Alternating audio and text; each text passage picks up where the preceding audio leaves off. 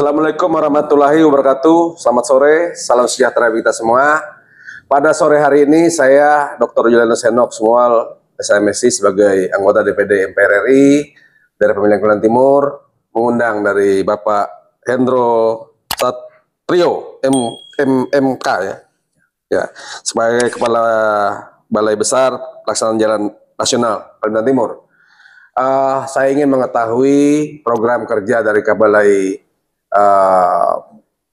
Kalimantan Timur tahun 2025, karena banyaknya kondisi masih jalan-jalan nasional kita masih ya kurang baik.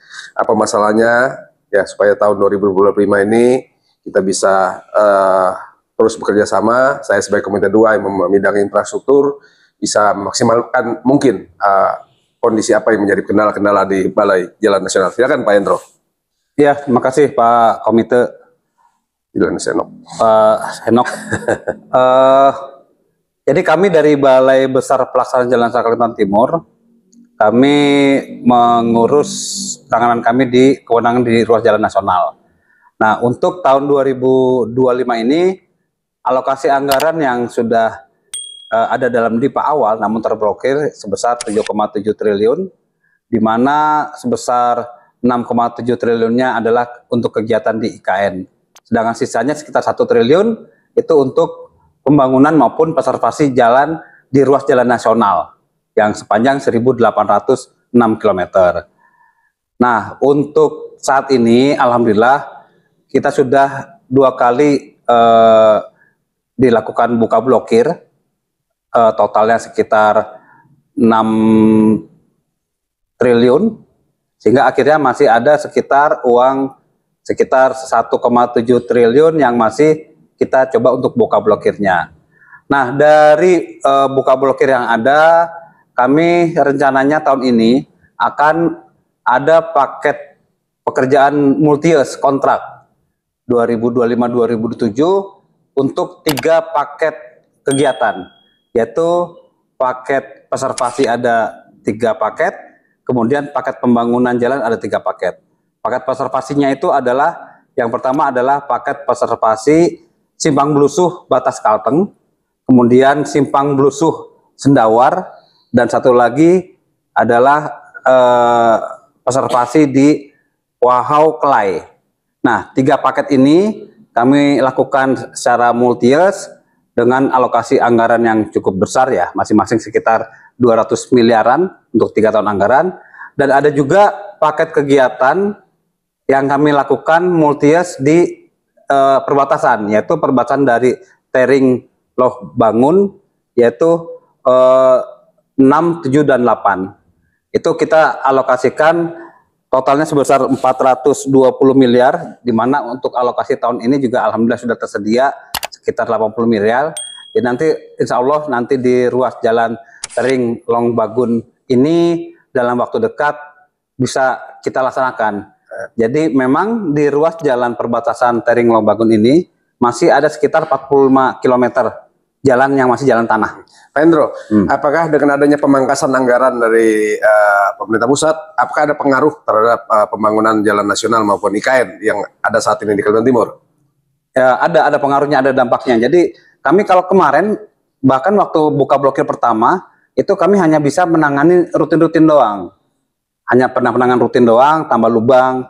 Tapi alhamdulillah kemarin sudah keluar buka blokir yang berikutnya. Kami sekarang sudah bisa mulai melaksanakan pengadaan maupun tender apapun e-katalog untuk pekerjaan-pekerjaan preservasi yang bentuknya efektif pengaspalan dan sebagainya. Jadi itu sangat berdampak bagi kami. Yang terakhir Pak Hendro, saya kepingin kualitas jalan nasional maupun di KN ke depan, khususnya jalan nasional, di mana saat ini masih banyak jalan yang rusak, dan ketika tambal sulam yang terjadi, khususnya saya masih melihat di Kutai Barat, yaitu jalan-jalan nasional masih banyak yang rusak. Nah, saya berharap dari aspal itu ada perubahan menjadi rigid beton, supaya jalan-jalan kita tidak banyak merugikan, pembangunan jalan aspal yang biasa tidak banyak merugikan uang negara, tapi ketika dibangun sungguh-sungguh dengan rigid beton, kualitasnya bagus, sehingga itu bisa bertahan lama untuk pembangunan keberadaan jalan kita ke depan. Mohon petunjuk bagaimana Pak gambaran itu? Sebetulnya perkerasan jalan itu ada dua jenis ya, ada flexible pavement, perkerasan lentur, satu lagi adalah rigid pavement, perkerasan beton, kaku. Nah, tidak semua jalan itu cocok dengan menggunakan perkerasan beton rigid. Jadi jalan-jalan malah yang mungkin awalnya adalah rawa maupun lahan yang pondasinya jelek, itu kalau kita menggunakan beton rigid malah itu akan menimbulkan beton itu menjadi patah karena pondasinya tidak baik, mungkin bekas rawa dan sebagainya. Nah, kalau yang seperti itu memang lebih cocok pakai aspal, flexible pavement, karena kalau aspal dia bisa dengan fleksibelnya, dengan lenturnya dia mengikuti bentuk dari tanah pondasi tersebut. Namun memang kalau jalan beton dia memiliki kelebihan, dia lebih tahan terhadap air. Nah, namun memang jalan yang kita bangun baik itu jalan aspal maupun jalan beton itu sangat tergantung sama loadingnya, sama bebannya. Beban badan jalan, beban badan jalan akibat kendaraan yang lewat ya. Jadi kami lihat memang di jalan nasional terutama di daerah Kubar sana ya, banyak truk-truk yang odol. Odol itu singkatan dari over dimension overload. Jadi truk itu memang sudah terlalu berat, melebihi dari kapasitas beban gandar yang diizinkan. Beban gandar yang diizinkan itu adalah per gandar itu maksimal 10 ton. Nah, kendaraan-kendaraan yang odol tersebut bebannya sudah melebihi 10 ton tersebut. Nah, sebetulnya seharusnya dari teman-teman di Sub ataupun BPTD harusnya bisa melakukan jembatan timbang. Kontrol dengan jembatan timbang. Nah, namun mungkin itu belum bisa penuh dilakukan oleh